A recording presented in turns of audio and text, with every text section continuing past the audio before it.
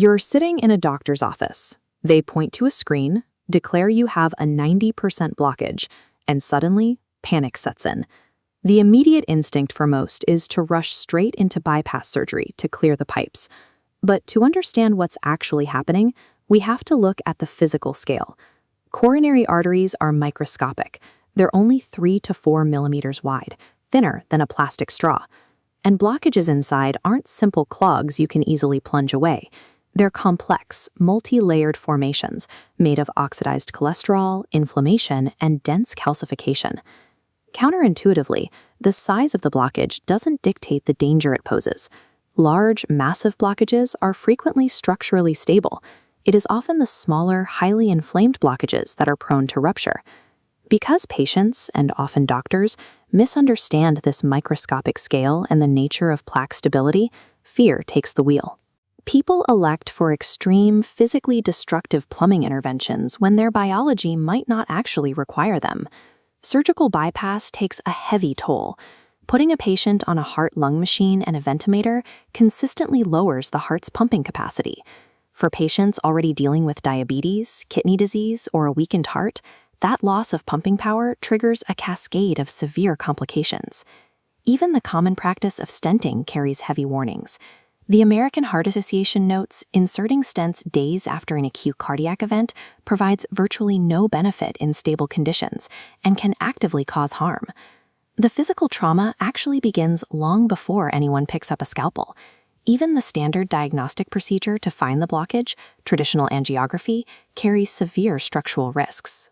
Routing a catheter from the leg up into the aorta physically scrapes and destroys the endothelium, the delicate single-cell inner lining of your blood vessels. Add to that the chemical contrast dye required to see the vessels, which directly damages kidney function. We have safer ways to look inside the body. CT coronary angiography, sestamibi scans, and echocardiography allow doctors to accurately map the heart without destroying the vessels in the process. The modern medical default relies on physically invasive mechanics that damage the body simply to diagnose. We need a solution that repairs the plumbing without cutting open the pipes. There is an FDA-approved method that manipulates physical pressure entirely outside the body to force biological healing on the inside. It's called Enhanced External Counterpulsation, or EECP. The entire procedure relies on exact timing.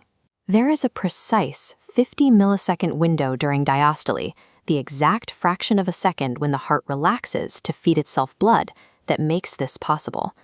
Pneumatic cuffs wrapped around the patient's legs compress violently from the bottom up. This mechanical squeeze hits exactly during that 50-millisecond resting phase.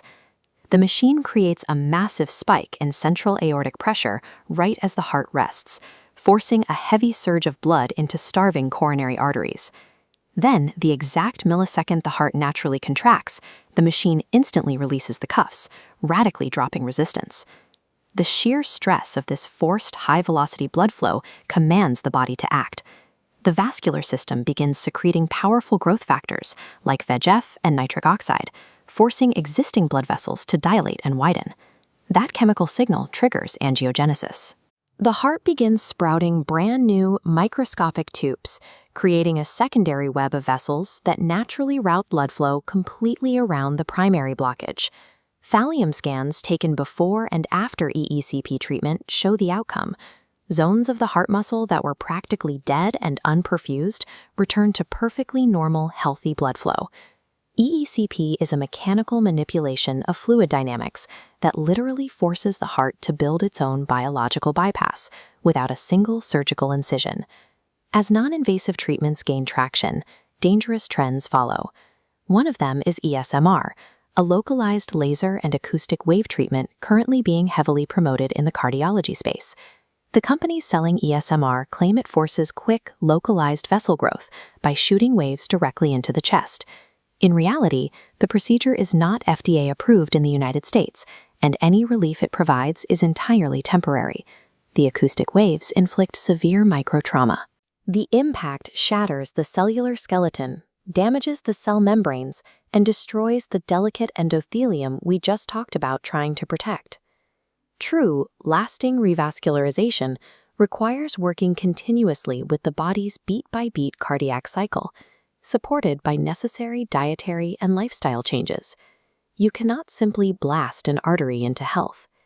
For patients trapped in the medical system, especially those dealing with metabolic syndrome, kidney disease, or severe blockages, manipulating physical pressure offers a viable way out.